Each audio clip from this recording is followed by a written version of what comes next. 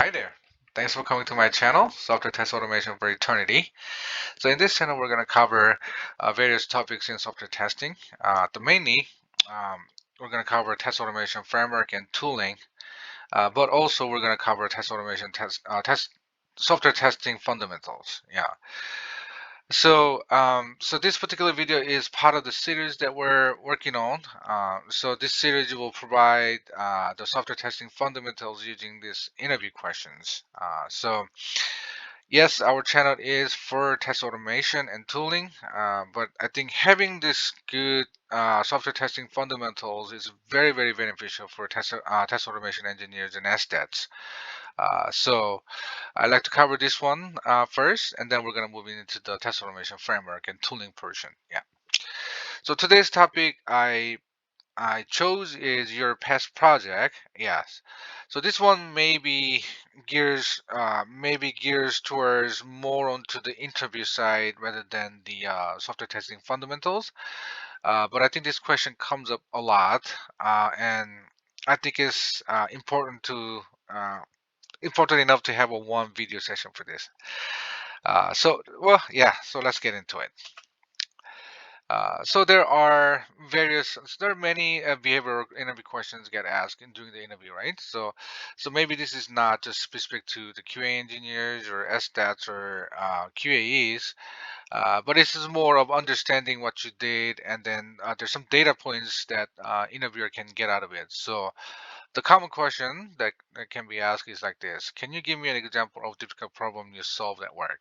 How, like previous job, and how did you go about reaching the solution? So it could be something like, well, can you give me an example of when, the case where you come across some challenging test problems or work problems and you successfully resolve that problem, right? So these are the kind of common question that comes up. But I think um, this kind of question, and to answer this question, you need some level of a preparation, I think. And I like to really cover this because just explaining what you did is not what interviewer want, right? There's certain things that they're looking for it, and it could be your, you know, way of researching things, or the way of you proceed with your ideas, and then your initiatives can get adopted, or there are many aspects about this particular problem. And based on your answer, I think, this sounds like a simple question, but it has a many sort of a bigger impact on interviewer perspective, because there's a lot of data points you can get out of it. Yeah. So let me just kind of explain to you. So the the how to answer this question. There's a multiple steps in there. Maybe not all of them is required, but let's go to the one of them. So definitely you wanna maybe before you come to the interview, you want to think about particular problem or some work that you did very well. So you have to have some preparation for certain work that you did in previous company, right? So first, you want to have background of the problem. So why this one was introduced, why this particular solution was get worked on, why did you work on this, right? So basically, some background information has to be there. And then the another second thing that you wanted to mention is the research you did, right? So there might be when there is a problem, technical problems or some process problem, there are multiple potential solutions is there, right? So the activity of researching, did you actually interact with the development team, project team? Is there an expert? Did you do an online research? So you're gathering information about this, potential solution is quite important, right? So when you come across a problem, how did you kind of research? Because you're not the expert on, you may not be always the expert on that area, right? So how you research, so that process, that you how you behave on that part is another sort of big thing that interviewers are looking for, right?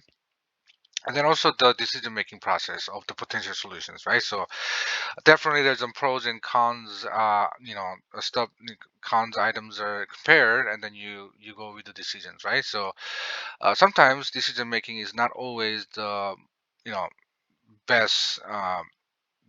technically the best solution, the technically um, like superior solution, right? Sometimes it depends on the usage of, it depends on the people who work on this, right? So you may be really super technical about certain things, but the people around you may not be technical enough to adopt your solutions. So this decision making process also is very interesting. So, oh, we have like come up with like couple question, couple sort of potential solutions. We discussed with some experts, development team, project team, and how this one can be addressed, adopt, and then utilized by the team, right? So this decision making is quite important, and definitely the details of implementation. So maybe you did it like a couple of years ago, you may not know the details of implementation, right? Not implementation details, but it's like what did you do to implement this, right? So what kind of language would you use, how does it integrate with the pipelines and whatnot? I don't know what those are, but basically detail has to be there. So you need to think about the details that this particular solution was adopted, right? So oftentimes it just oftentimes the interviewer will ask you lots of follow-up questions about the details. So you might want to think about what you did, and then what, if you don't remember, you can say you don't remember the details, but it should align with your researching, and then decision making, and then also the implementation details. And then also you want to talk about is what is the outcome of the implementation, right? So you implement a solution to resolve that issue or the problem, and what was the outcome, right? So that's important. So it actually adopted it as part of our development process, and then it could be a process, something like that, right? So and then in the end is so the last portion you want to talk about is, okay, that was an outcome. Now how do we do, so it's like a mechanism or process in place. So the last piece is basically how do we, what kind of mechanism do we want to have, what kind of mechanism did you put so that this particular problem doesn't occur again, right? So uh, so you know uh, if it is like a process, then this one gets implemented and then enforced. So it could be part of the check-in process, or some bug gets missed, or the process of agile process or something like that, that can be uh, that is kind of adopted in your development process. So basically what this one is asking is good intention versus actually the actual mechanism that in place. So it kind of complete sort of a cycle. So I might kind of miss some of the aspects, data points that interviewer might get out of this, but uh, I'm looking for these kind of things, right? So when I ask these kind of questions, is candidate can explain what the background was, what level of research uh, did did this person did, and then what was the decision making, understanding again the context of their situation in the project team, and then fitting into their software, the resources that are available, right? And then the details. So I'm following up, like there will be a lot of follow-up question about the details, and then what was the results of that, right? So we'll implement those, and then this mechanism that put in place, so it's kind of complete solution. Yeah, so basically, yeah. So in this question, if you, so the first thing, like the advice that I have in here is you don't want to lie, because these are the smart people. They're asking a lots of follow-up questions, and then if you lie, the interview will be very, very difficult for both of you. All right. And then one of the things that you want to avoid is the buzzwords. So buzzword is I guess it's like a conference, and it's the fun, like it's not in, so buzzword can be very useful in not in like interview situation, like other than interview situation. I think you can use a buzzword for explaining the certain things and concepts to other people, but uh, uh, I think a lot of people, a lot of interviewers doesn't really like to hear the buzzword, um, because it doesn't really mean much. Like they're looking for like your actual thought process, and then your actual behavior.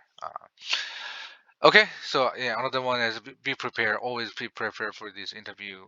Just on the spot, you want to think about some previous work experience. You might, left out a lot of details.